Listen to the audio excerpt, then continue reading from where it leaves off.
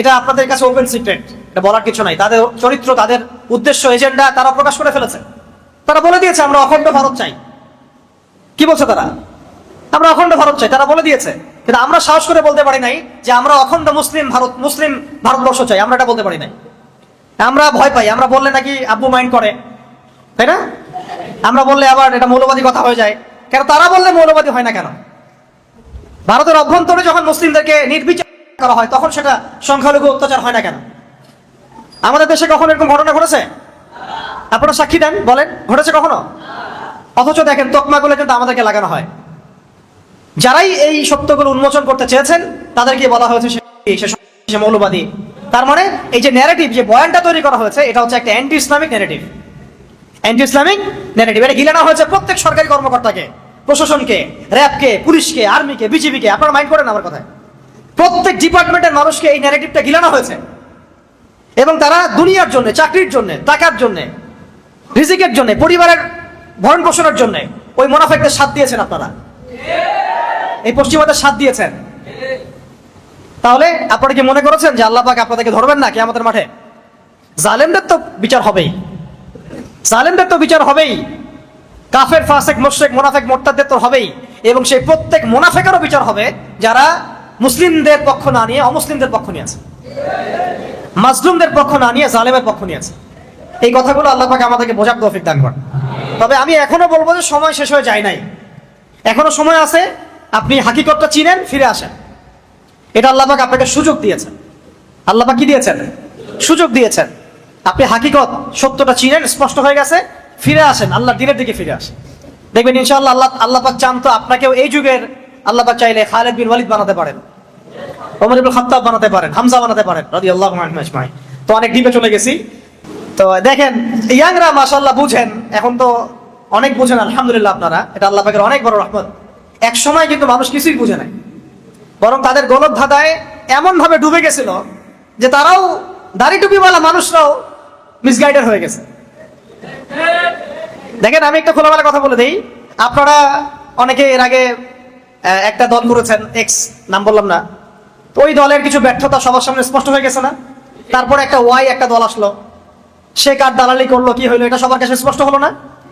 আমি আপনাদেরকে বলে দেই, এখন দাড়ি টুপিওয়ালা মানুষরা এখন সুন্দর মতো ভোট টোট করে এমপি মন্ত্রী হন, এই সিস্টেমের মধ্যে ঢুকে যে আপনারাও ব্যর্থ হবেন এটাও প্রমাণ হয়ে যাবে। তবে তবে এটাও বলে দেই, এটা নাই মামার চেয়ে কানা মামা ভালো। এটা কি নাই মামার চেয়ে কানা মামা ভালো? অন্তত ইসলামপন্থীরা, মুসলিমরা দাওয়াতের স্পেস পাবে। এটা ঠিক আছে, এটাতে আমি দ্বিমত করি না। কিন্তু সিস্টেমটা আপনাকে পরিপূর্ণ শরিয়া কায়েম করতে কখনোই দিবেন, কারণ এই সিস্টেম নিয়ন্ত্রণ করতেছে জায়নিস্টরা। জায়নিস্ট মানে ওই যে পশ্চিমা সভ্যতা, ইসরায়েল, আমেরিকা, এরা সবাই নিয়ন্ত্রণ করছে। আর এর আন্ডারে থেকে আপনি যতটুকু করতে পারবেন এটা আপনি নিজেও জানেন কতটুকু করতে পারবেন, এটা আমার বলার দরকার নাই। অথচ এই সিস্টেমের বাইরে যারা আছে, এই সিস্টেমের বাইরে যারা আছে, একটা এক্সাম্পল দিচ্ছি, ধরেন হামাস। হামাস কি সিস্টেমের ভিতরে আছে? সে বুক ফুলায় শহীদ হইতে পারে, বুক ফুলায় সে ইসরায়েলের সৈন্যের বুকে গুলিও চালাইতে পারে। আপনি এটা সাহস করতে পারবেন না সিস্টেমের মধ্যে ঢুকে। বরং আপনি কথাও বলতে গেলে আপনাকে হিসেব করে বলতে হবে, না জানি আবার আব্বু মাইন্ড করে কিনা। আরেকটা এক্সাম্পল দিলাম, আমাদের তালেবানের ভাইরা, ধরেন এক্সাম না, তুরস্ক না, ও সিস্টেমের মধ্যেই আছে। ও বলে খালি করবো করবো, দেখে নিব। এগুলো আছে না, এলাকার গ্যাঞ্জাম হতো, তুই আসলে দেখে নিব। ও বলতেই আছে 20 বছর থেকে, হ্যাঁ দেখে নিব। তারপরেও বলবো নাই মামার চেয়ে কানা মামা ভালো। ওইটাতে আমি ডিসএগ্রি করি না, ওটা আমি বুঝি, অন্তত আমরা তো বুঝি। কিন্তু আমি দেখাচ্ছি পূর্ণ স্বাধীনতা, পূর্ণ পাওয়ার কাকে বলে। ডোনাল্ড ট্রাম্প সেদিন বলছিল যে আমেরিকান সৈন্যরা 20 বছর যুদ্ধ করছে কোথায়? আফগানিস্তানে। অনেক কামান, ট্যাঙ্ক, অনেক কিছু রেখে আসছে, গোলা বারুদ। এইগুলো আমাদের ব্যর্থতা, আমরা সেগুলো ফেরত চাই, আমরা সেগুলা ফেরত চাই। তো আফগানের ভাইরা বলছে হ্যাঁ আয়সা নিয়ে যাও, সাহস থাকলে আসে। ওয়াল্লাহি গণতান্ত্রিক সিস্টেমের মধ্যে কোনো রাষ্ট্রই কথা বলতে পারবে না, আপনি পারবেন না, আপনি বলার সাহসই করতে পারবেন, কারণ সিস্টেমটাই তার, এটা তার দিন, এটা তার ধর্ম। আপনি তার ধর্ম কবুল করেছেন, ওইটা কবুল করে যতটুকু ভালো করা যায় অতটুকু করতে পারবেন।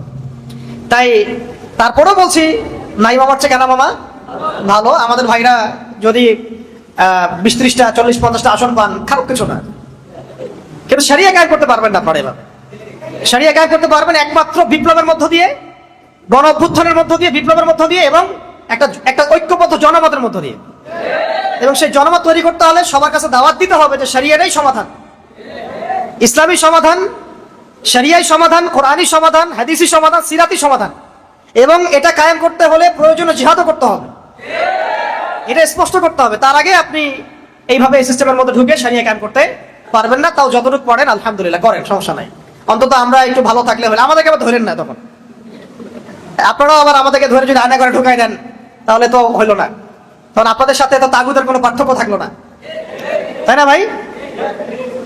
আবার এমনও যেন না হয় যে আপনারা আবার বেশি এগ্রেসিভ হয়ে গেলেন আমাদের ব্যাপারে, তাগুদ যা করে নাই সেটা আপনারা করে দেখালেন, এমন যেন আবার না হয়। তাহলে জনগণ কিন্তু আপনাকে ছাড়বে না তখন আবার। এই প্রজন্ম কিন্তু শরিয়া বুঝে, এই প্রজন্ম দাওয়াত বুঝে, সিরাত বুঝে, জিহাদ বুঝে। এই প্রজন্ম দেখে নিয়েছে যে কোন পথে হাঁটলে পশ্চিমারা নাকানি চুমানি খায়, এটা এই প্রজন্ম দেখে নিয়েছে। তো এখন যদি সব তাওহীদপন্থীকে মিটায় ফেলেন তবুও জেনারেশন দাঁড়াবে ইনশাআল্লাহ। তো ভাই বেশি কথা বলে ফেলতেছি মনে হয়। এখন আসেন, আগে কাদের কথা বলছিলাম? যারা রাষ্ট্র ক্ষমতায় যেতে চান, আল্লাহর খলিফা হতে চান, তাদের জন্য আল্লাহ পাক বলেছেন, হে দাউদ, আয়াতটা মুখস্থ করে নেবেন এবং এটা আপনারা তাবলীগ করবেন। ইন্না জাআলনাকা খলিফাতান ফিল আরদ। কে বলছেন? কাকে বলছেন? হে দাউদ, তোমাকে আমি জমিনের খলিফা বানিয়েছি। সুবহানাল্লাহ, চিন্তা করছেন কথাটা? হে দাউদ, আমি আল্লাহ তোমাকে জমিনের, সুবহানাল্লাহ। এই জমিন বলতে কিন্তু ওই যে কোন ল্যান্ড, কে বানাইছেন? আল্লাহ। তোমার কাজ ফাহকুম বাইনান নাস বিল হক, একজন খলিফা কাজ। এখানে দাউদ আলাইহিস সালামকে বলা হচ্ছে, কিন্তু কাজটা কার? তার মানে আল্লাহ পাক যাকে জমিনে ক্ষমতা দিবেন তার কাজ মানুষের মাঝে আল্লাহর বিধান দ্বারা বিচার ফয়সালা করা। এখন আপনি আপনার এই সেকুলারিজম দিয়ে, জাতীয়তাবাদ দিয়ে, কমিউনিজম দিয়ে এবং ডেমোক্রেসি দিয়ে এটা করে দেখান। Can you do that? Honestly speaking, আপনি কি পারবেন? ফাহকুম বাইনান নাস বিল হক, এখানে হক মানে কি? আল্লাহর ওহী, কোরআন এবং সুন্নাহ। আমাদের শরিয়া অনুযায়ী কোরআন সুন্নাহ, তখন ছিল জাবুর, এখন কি? কোরআন সুন্নাহ। এখন কোরআন সুন্নাহর মানদণ্ডে আপনি এই আয়াতের উপর আমল করতে পারবেন কিনা এই সিস্টেমের মধ্যে থেকে? আজ পর্যন্ত কেউ পেরেছে কিনা? এই সিস্টেমগুলো চলতেছে ধরেন 100 বছর হয়ে গেল। যেই কান্ট্রিগুলোতে এই সিস্টেমগুলো চলছে, এই কান্ট্রিগুলোতে কি আপনি একটা শরিয়া আইন বাস্তবায়ন করতে পেরেছেন কিনা? আমাকে একটা মিসাল দেন, একটা এক্সাম্পল দেন, আমাকে আলোচনা শেষ করে দিন। একটা মিসাল দেন লাস্ট 100 বছরে এই সিস্টেমগুলোর দাসত্ব করে কোন খলিফা, মানে কোন রাষ্ট্রপ্রধান তার রাজ্যে বা তার অঞ্চলে আল্লাহর শরীয়ী বিধান বাস্তবায়ন করতে পারছে কিনা? তাহলে এটা যে এইগুলো যে ফেইলার, এগুলো যে ফেইল করেছে, এটা কি স্পষ্ট হওয়ার আরো বাকি আছে আপনাদের? আল্লাহ পাক আমাদেরকে সহিহ বুঝ দান করেন। এই সিস্টেমগুলো সরাতে হবে, নতুন সিস্টেম নিয়ে আসতে হবে। সেই নতুন সিস্টেমটাই হচ্ছে শরিয়া, ইমারা এবং খিলাফা। শরিয়া, ইমারা এবং খিলাফা আমরা না নিয়ে আসলেও ইমাম মাহদী নিয়ে আসবেন ইনশাআল্লাহ। আমরা যদি কিছু নাও করি, এইভাবেই মুনাফিকের হালতে মরে যাই, নাউজুবিল্লাহ, ঈসা আলাইহিস সালাম নিয়ে আসবেন ইনশাআল্লাহ। কথা বুঝতে পারছেন? আল্লাহ পাক আমাদেরকে বোঝার তৌফিক দান করেন। এখন আরো কথা আছে, শুধু এটাই দায়িত্ব না। ফাহকুম বাইনান নাস বিল হক বলার পরে আল্লাহ পাক আরো বলেছেন, ওয়ালা তাত্তাবিউল হাওয়া, ওয়ালা তাত্তাবিউল হাওয়া, নিজের প্রবৃত্তির অনুসরণ করো না। রাষ্ট্র চালাতে গিয়ে প্রবৃত্তির অনুসরণ মানে কি? আল্লাহর বিধান, ইনসাফ, আদালতের বাইরে নিজের প্রবৃত্তির দাসত্ব করো না। মানব রচিত বিধানের দাসত্ব করো না।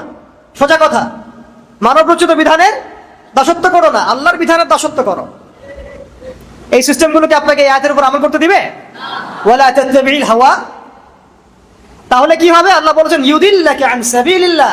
যদি তুমি প্রবৃত্তির অনুসরণ করো, মানব রচিত আইনের অনুসরণ করো, আল্লাহর বিধান অনুসরণ না করো, তাহলে আল্লাহর পথ থেকে এটা তোমাকে সরাই দিবে।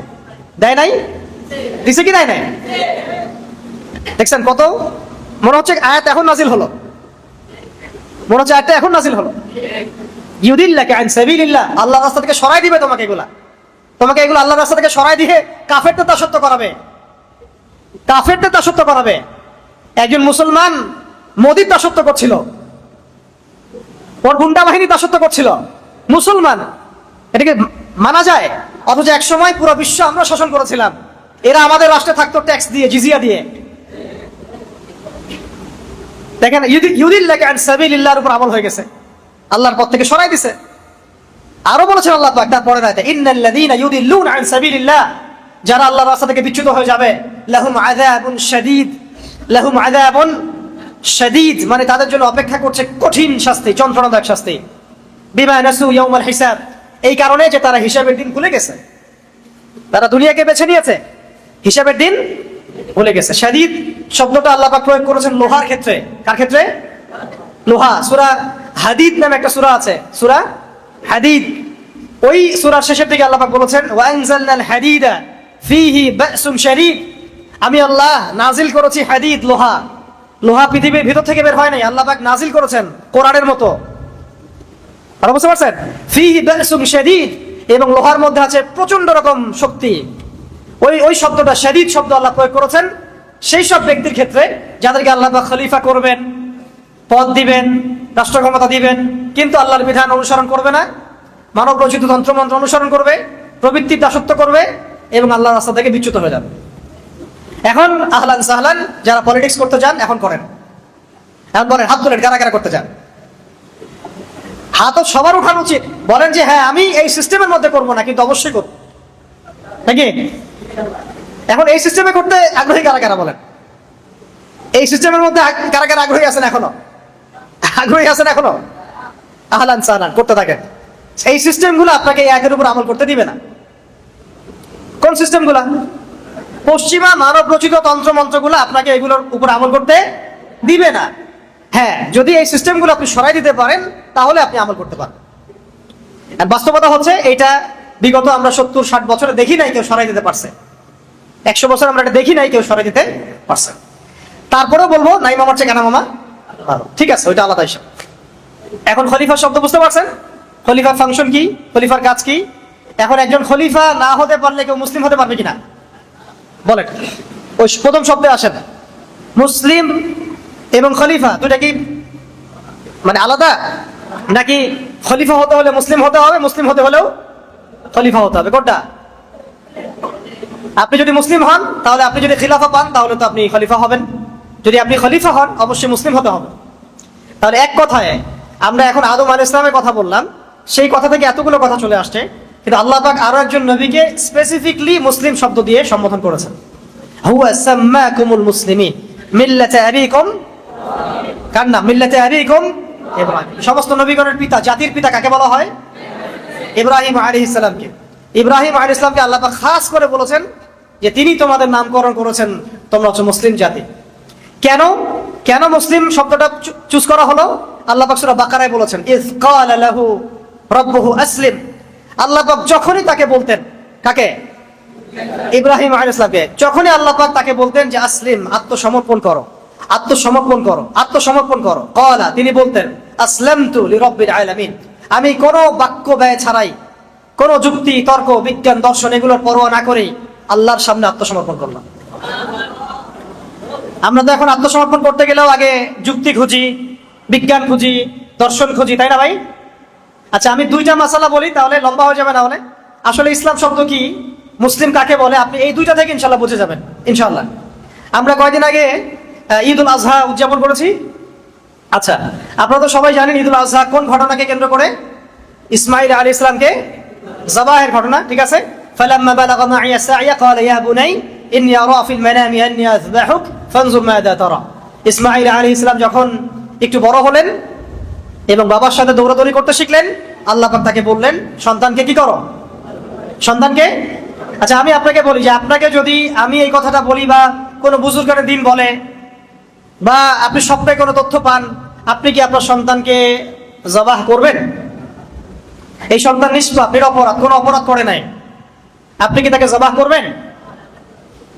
এখন আপনি আমাকে বলেন তো, ইব্রাহিম আলাইহিস সালাম কি এই আদেশ আসার পরে একটা প্রশ্ন করেছিলেন যে আল্লাহ আমি কেন করব? বাচ্চাটা নিষ্পাপ, আমার একমাত্র সন্তান, 80 বছর বয়সের পরে আমি তাকে পেয়েছি, আল্লাহ আমি কেন তাকে জবাহ করব? আল্লাহ পাকের কাছে কি তিনি একবারও জিজ্ঞাসা করেছেন? এর নাম ইসলাম। এর নাম কি? এই ব্যক্তিকে বলা হয় মুসলিম। আমি বুঝতে পারছি ভাই? এর নাম ইসলাম, এই ব্যক্তিকে বলা হয় মুসলিম। আর আমাদের সমাজে এই আদর্শটাকে বলা হয় মৌলবাদী। মৌলবাদী দর্শন, মৌলবাদী দর্শন। কারা এটা চালু করছে? ওই সাহাবাগীরা, রামবাম, প্রগতিশীল, সুশীল, তারা এগুলা চালু করছে আর কি। তাহলে আপনি কি মৌলবাদী না হয়ে মুসলিম হতে পারবেন? বলেন, এই মূলনীতি না মানলে আপনি মুসলিম হতে পারবেন? তো দেখেন, তিনি বলছেন ইয়া আবাতি, হে আমার বাবা, ইফআল মা তুমার, আল্লাহ পাক আপনাকে যে আদেশ করেছেন আপনি করেন। সাতাজিদুনি ইনশাআল্লাহু মিনাস সাবিরিন, ইনশাআল্লাহ আপনি আমাকে সবরকারী পাবেন।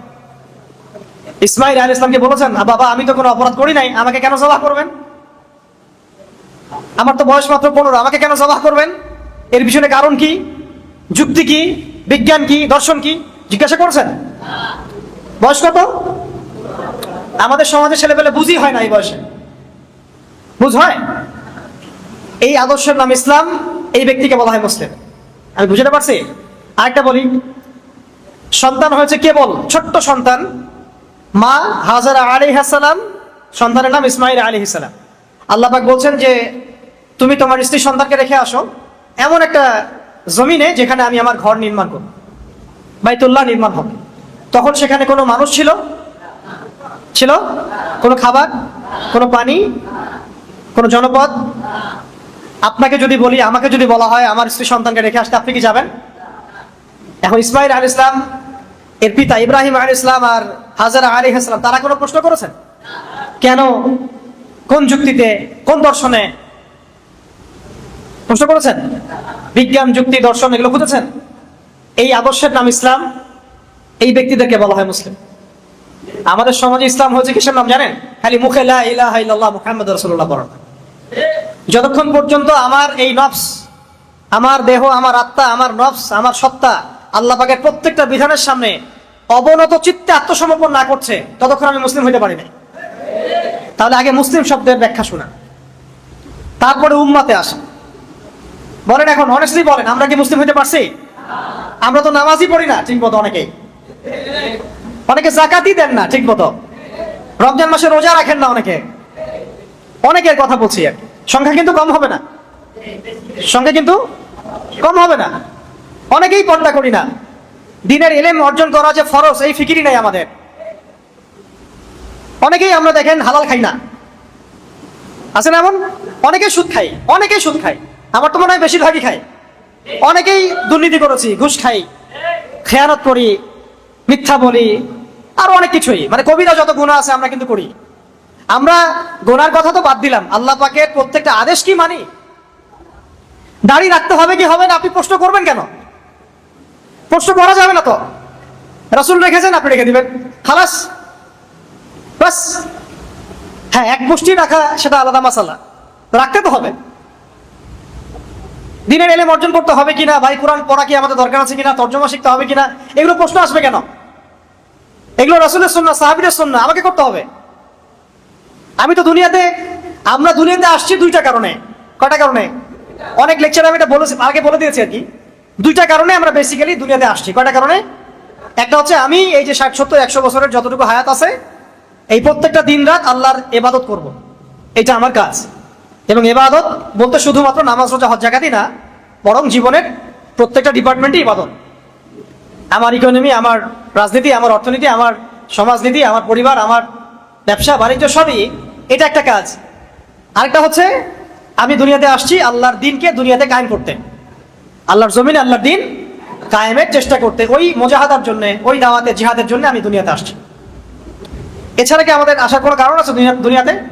মনে করেন আমরা এখানে কতজন হবেন, 200, 300, 500 মানুষ আছেন। ধরেন আমরা এখন কেউ দুনিয়াতে নাই, মনে করেন ধরেন 100 বছর পর তো থাকবেনও না কেউ। তো এতে কি দুনিয়ার ঘূর্ণন থেমে যাবে নাকি? কারো কিছু যায় আসবে নাকি? আল্লাহ পাকের কি আমাদেরকে নিয়ে খুব পরোয়া, মানে বয়ে গেছে যে আমাদেরকে দিয়ে আল্লাহ পাক দিন কায়েম করাইতে হবে? কার ঠেকা বলেন তো? ঠেকা টাকার রংপুরের ভাষায় আমরা কি বলি? কার ঠেকা? ঠেকা কার? ঠেকা টাকার, আমার না আল্লাহর। তাহলে আমাদের যদি ঠেকা হয়, আমরা যদি আল্লাহর ইবাদতের জন্য দুনিয়াতে এসে থাকি, জান্নাত আমার, জাহান্নামও আমার, জান্নাত জাহান্নামের ফয়সালা আমার। আল্লাহ পাকের কি কোনো মানে এগুলোর পরোয়া আছে? সারা দুনিয়ার মানুষ যদি আল্লাহ পাকের ইবাদত করে, আল্লাহ পাকের শক্তি বেড়ে যাবে? শক্তি আগেও যা ছিল তাই থাকবে, সম্মান আগেও যা ছিল তাই থাকবে, বাড়বে কমবে? বরং বাড়বে, কমে যাবে কি কখনো? তারপরে আমরা যদি আল্লাহ পাকের ইবাদত সবাই নাও করি, আল্লাহ পাকের কিছু যায় আসে? বলেন? তাহলে ঠেকা কার?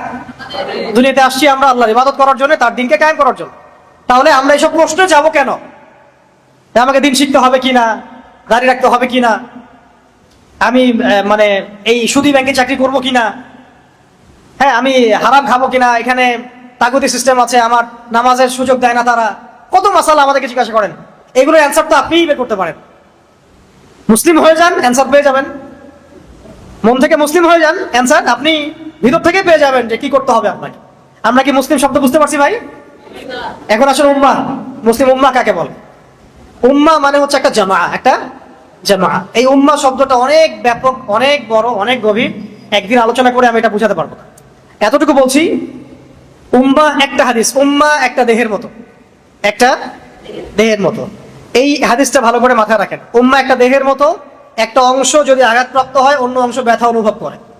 যদি বিশ্বের বিভিন্ন জায়গায় মুসলিমদের নির্যাতন, নিপীড়ন, রক্তক্ষরণ আমাদেরকে কষ্ট দেয়, তাহলে বুঝতে হবে যে হ্যাঁ আমরা এখনো এক উম্মাহ আছি।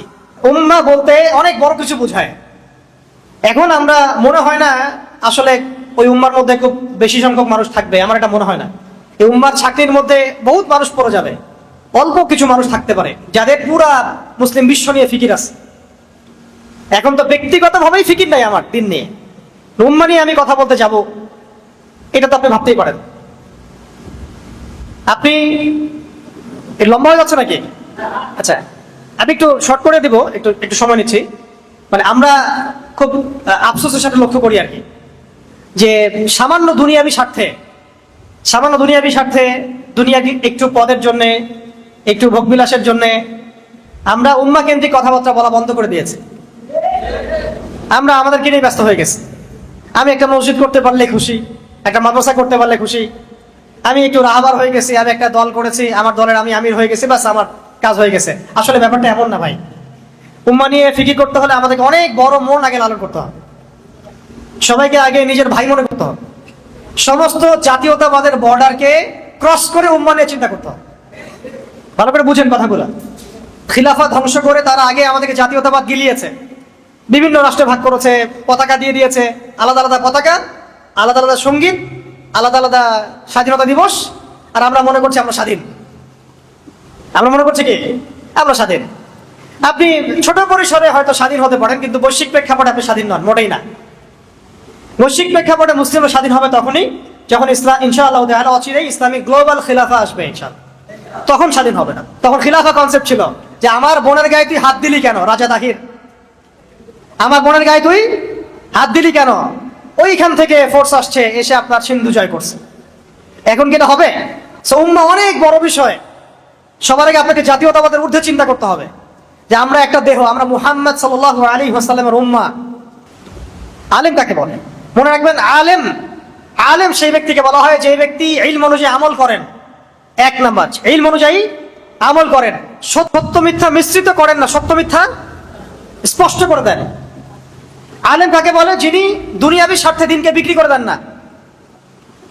আলেম কাকে বলে? যিনি দিনের জন্য স্যাক্রিফাইস করতে পারেন, যিনি দুনিয়াবি উচ্চাভিলাষী হন না, যার মধ্যে উম্মাহ নিয়ে ফিকির আছে, যার মধ্যে কি উম্মাহ নিয়ে ফিকির আছে তার, এবং যে ব্যক্তির আখলাক, চরিত্র সবকিছু মিলিয়ে আপনি দেখবেন যে হ্যাঁ উনি অনেক বুজুর্গ মানুষ, সব দিক থেকে উনি জাতির রাহবার হওয়ার মতো যোগ্য। শুধুমাত্র সার্টিফিকেট দিয়ে আলেম যাচাই করা যাবে না, এটাও একটা বিষয়। সার্টিফিকেটধারী মানুষের অভাব নাই সমাজে। সার্টিফিকেটধারী এমন আমি আপনাকে হাজার হাজার মানুষ দেখাতে পারবো যাদের উম্মাহ নিয়ে কোনো ফিকিরই নাই, অ্যাবসলিউটলি নো ফিকির হোয়াটসোএভার। এমনও মানুষ আছে, এমনও মানুষ আছে। আবার এমনও মানুষ আছে যার এমন কোনো হয়তো এখন পর্যন্ত কোনো ডিগ্রি নাই, বাট তার উম্মাহ নিয়ে অনেক বেশি ফিকির আছে। অতএব আমরা আলেম জাজ করব অনেক কিছু বিবেচনা করে, তবে আমরা একটা সিলসিলা মেনটেন করবো। সাহাবায়ে কেরাম, আসলাফগণ, আকাবিরগণ, তাবেঈন, তাবে তাবেঈন, তাদের সমস্ত যে সিলসিলা, এটা মেনটেন করে আমরা আমাদের আকীদা, আমল, মানহাজ গড়ে তুলবো ইনশাআল্লাহ। ঠিক আছে ভাই? এগুলো ক্রাইসিস, এগুলো ক্রাইসিস, একই সাথে সমাধানও। মানে এগুলো নাই, এগুলোই ক্রাইসিস, আর এটা আসতে হবে, এটাই সমাধান। তাই দ্বীনি জ্ঞানের পাশাপাশি দুনিয়াবি জ্ঞানও অর্জন করতে হবে। এআই যে কি পরিমাণ ফিতনা নিয়ে আসতেছে সামনে, এটা আপনি দুনিয়াবি পড়াশোনা ছাড়া বুঝতে পারবেন না। ঠিক একইভাবে দুনিয়াবি পড়াশোনার ঘাটতির কারণে কাগজের টাকা আমাদের কি ক্ষতি করেছে এটা আমরা বুঝতেই পারি নাই। সামনে বিটকয়েন্স আমাদের কি ক্ষতি করতে পারে এটা আমাদের কল্পনাতেও নাই, যেহেতু আমরা এইগুলা পড়াশোনা করি না। এই পড়াশোনার এই মানে মেরুকরণটাও দূর করতে হবে, সবকিছু পড়তে হবে। এই জন্য আমি জেনারেল শিক্ষিত ভাইদেরকে নিয়ে বেশি আশাবাদী। আপনারা যদি দিনের পথে ফিরে আসেন এবং দিনের ভালো ইলম অর্জন করেন, বরেণ্য ওলামায়ে কেরামের সোহবতে থাকেন এবং দুনিয়াবি জ্ঞানও পাশাপাশি অর্জন করতে থাকেন, আপনাকে দিয়ে বড় খেদমত হওয়ার সুযোগ আছে ইনশাআল্লাহ। এমন হইতে পারে যে একজন দাওরা ফারেক মানুষ যা করতে পারে না, আপনি তার চেয়ে বহুত কিছু করছেন, এটা সম্ভাবনা আছে, বিকজ আপনি অনেক দিকে পড়াশোনা করেছেন, এক্সপার্ট আপনি। তা আমি এই জন্য প্রত্যেক মহলে দাওয়াতের কথা বলি। আমাদের দাওয়াতগুলো পৌঁছাতে হবে এমপিদের মধ্যে, মন্ত্রীদের মধ্যে, পলিটিশিয়ানদের মধ্যে, প্রশাসনের মধ্যে, আর্মির মধ্যে, র্যাবের মধ্যে, বিজিবির মধ্যে, পুলিশের ভাইদের মধ্যে, সমস্ত মহলে। পারবেন না ইনশাল্লাহ? এটাই কাজ আমাদের। বাংলাদেশে আমাদের কাজ কি এখন? এইটাই, দাওয়াত দেওয়া, মানুষকে দাওয়াতের মাধ্যমে সঠিক পথে ফিরে আনার চেষ্টা করা। বাস, ইনশাল্লাহ দেখবেন বাকি কাজ আল্লাহ করে দিবেন ইনশাল্লাহ। আল্লাহ পাক কোত্থেকে জামা গঠন করে দিবেন সেটা সময় বলে দিবে, কোত্থেকে শুরা হয়ে যাবে, ইমারা হয়ে যাবে, সময় বলে দিবে ইনশাল্লাহ। দেখবেন বাংলাদেশের মধ্যেও এরকম একটা মুসলিম ঐক্যবদ্ধ একটা প্ল্যাটফর্ম হয়ে গেছে, তাওহীদের জনতা এক হয়ে গেছে, এটাও হয়ে যেতে পারে। এটা কে করে দিবেন? আল্লাহ চাইলে একজন আমিরুল মুমিনিন এনে দিতে পারেন, পারেন কিনা? আল্লাহ চাইলে এই গুটি কয়েক মানুষকে দিয়েও বাংলাদেশে খিলাফা কায়েম করাতে পারেন। খিলাফা তো না, মানে শরিয়া কায়েম করাতে পারেন। কি কায়েম করতে পারেন? শরিয়া। শরিয়া মানে ইমারা। ইমারা, খিলাফা তো বড় কনসেপ্টে, মানে বৈশ্বিক ভাবে এটা আর কি। আমরা ছোট আঞ্চলিক ভাবে এটা ইমারা হয়, শরিয়া হয়। শরিয়া আইন যেখানে কায়েম হয় সেটা ইমারা হয়। তো এগুলো সংকট, এই সংকটগুলো কাটাতে হবে। এছাড়া সংকট আছে, সাংস্কৃতিক সংকট আছে। সংস্কৃতির নামে আমাদেরকে গিলানো হচ্ছে, শিরক কুফরি হারাম। ইকোনমিক সংকট আছে, আপনাকে সুদ খাওয়ানো হচ্ছে, ঘুষ খাওয়ানো হচ্ছে, দুর্নীতি করানো হচ্ছে, অনেক সময় আপনি বাধ্য হচ্ছেন। আবার হারাম, এটা হারাম চিনতেই পারছেন না কোনটা হারাম। সিন্ডিকেট আছে বাজারে, অনেক ফাসেকদের তৎপরতা আছে, সিন্ডিকেট আছে। আবার ওই যে বললাম টাকার মান পড়ে যাওয়া, ইনফ্লেশন হওয়া, সুদের ফিতনা, অনেক ফিতনা আছে ইকোনমিক্সের মধ্যে। এইগুলা সংকট। রাজনৈতিক তো সংকট আছেই, ওটা আগে বলে দিছি আমি আগেই। শিক্ষার মধ্যে সংকট আছে, এই যে বললাম 20 বছর পড়াশোনা করছেন কিন্তু দিন শিখতে পারছেন না, সংকট আছে। মিডিয়া দিয়ে সংকট আছে, মিডিয়া দিয়ে ওদের আইডিওলজি গিলানো হচ্ছে আমাদেরকে। মিডিয়া যদি বলে যে অমুক দাড়িওয়ালা মানুষটা জঙ্গি, সারা দুনিয়া বলতে শুরু করে হ্যাঁ সে জঙ্গি, তাই না? তাই কি না? মিডিয়া যদি বলে যে অং সান সু চি খুব ভালো মানুষ, ওকে নোবেল দেওয়া দরকার, সারা দুনিয়া কি বলে? হ্যাঁ দেওয়া দরকার। তাদের একটা মারাত্মক অস্ত্র হচ্ছে কি? মিডিয়া। এটা তো বৈশ্বিক ভাবে আছে, আঞ্চলিক। আমাদের দেশেও যে মিডিয়াগুলো আছে, এইগুলো দিনকে রাত করতে পারে, রাতকে দিন করতে পারে। আবার যদি দেখেন যে না, ইসলামপন্থী কিছু মানুষ ক্ষমতা চলে আসছে আর আমরা কোনো একভাবে দেশে সারিয়া কায়েম করে ফেলছি, ধরেন, আল্লাহ কবুল করেন, ধরেন আমরা চোরের হাত কেটে ফেলতেছি, হ্যাঁ মেয়েদের এইসব বেপর্দায় ঘোরাফেরা বন্ধ করে দিচ্ছি, সহশিক্ষা বন্ধ করে দিচ্ছি, সারিয়া কায়েম হলে তো এগুলো হবেই। তোমাদের ভালো লাগলেও হবে, না লাগলেও হবে। মানলে মানো, না মানলে এখান থেকে পালাও, কোনো সমস্যা নেই। শরিয়া কায়েম হলে এগুলো হবেই। জিনা করলে বেত্রাঘাত হবে, ব্যভিচার করলে রজম হবে, কেসাস হবে, হুদুদ হবে। তখন এই মিডিয়াগুলো কি করবে জানেন? তখন তারা আমাদের পক্ষ নেবে। হ্যাঁ, তখন তারা বলবে যে আদনান ভাইরা খুব ভালো মানুষ, তারা ইনসাফ কায়েম করছে সমাজে, সমাজে ন্যায় বিচার কায়েম করছে।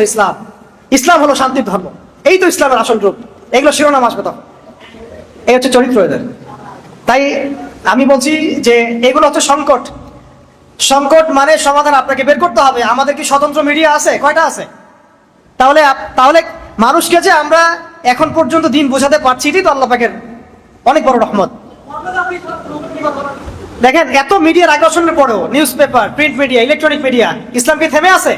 আল্লাহ পাকের দরবারে শুকরিয়া যে আল্লাহ পাক আমাদেরকে মুসলিম পরিবারে জন্মগ্রহণ করার পাশাপাশি সর্বকালের সর্বশ্রেষ্ঠ মহামানব মুহাম্মদুর রাসূলুল্লাহ সাল্লাল্লাহু আলাইহি ওয়াসাল্লামের সৌভাগ্যবান উম্মত হওয়ার তৌফিক দিয়েছেন। আলহামদুলিল্লাহ।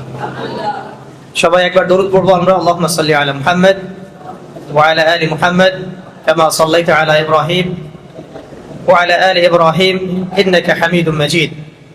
আল্লাহুম্মা বারিক আলা মুহাম্মদ ওয়া আলা আলি মুহাম্মদ কামা বারাকতা আলা ইব্রাহিম ওয়া আলা আলি ইব্রাহিম ইন্নাকা হামিদুম মাজিদ। আপনারা ভালো আছেন? আলহামদুলিল্লাহ। মুসলিম উম্মাহর সংকট এবং উত্তরণের পথ শীর্ষক এই সেমিনারে আসতে পেরে আমরা আল্লাহ পাকের দরবারে আবারও শুকরিয়া জ্ঞাপন করছি, আলহামদুলিল্লাহ। এবং এটাই বর্তমান বৈশ্বিক প্রেক্ষাপটে এবং আঞ্চলিক প্রেক্ষাপটে সবচেয়ে গুরুত্বপূর্ণ টপিক এবং সবচেয়ে কঠিন টপিকও বটে। এবং এই টপিক সবার মাথায় ঢুকবে না, এটাও বাস্তব। তো আমি চেষ্টা করছি সহজ করে বলার জন্যে, তবে টপিকটাই কঠিন। তো আসলে আমরা শুরু করি। প্রথমে আমি শব্দ ধরে ধরে কথা বলতে চাচ্ছি। এখানে শব্দ আছে, দেখুন, মুসলিম, উম্মার, সংকট, উত্তরণের পথ। এই বাংলাটাও কি আমরা বুঝতে পারছি?